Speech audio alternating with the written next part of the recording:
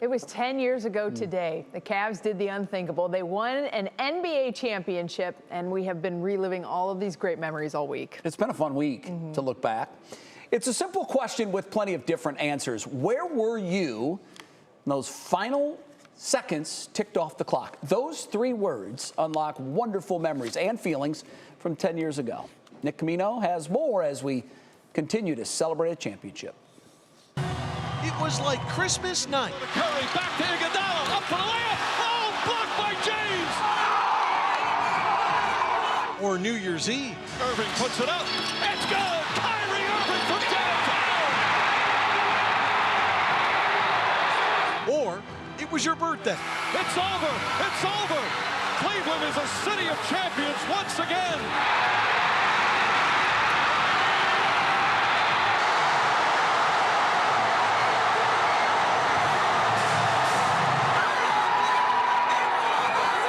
It was 10 years ago tonight.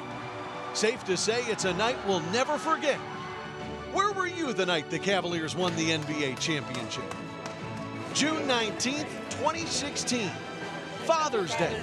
And the day crawled by because we had to wait for Game 7.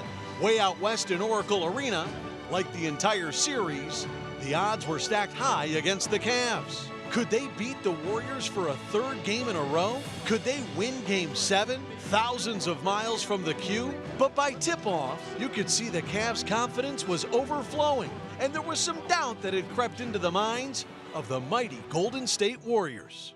Irving drives on Green, gets inside, off balance, comes up short, gets his own rebound and puts it back. The game was tight as predicted. The game was tied for what seemed like forever. Then it was untied on that Kyrie Irving shot. And the Cavaliers by 3. And that's when all of Cleveland became untied. 52 years of being tied up in a championship drought all came pouring out. So where were you? Were you inside the Q watching and singing and maybe even crying for joy? Were you outside of the Q celebrating Cleveland history on a warm June night? Did you jump into your car and come downtown to fill the streets because you just had to be a part of it?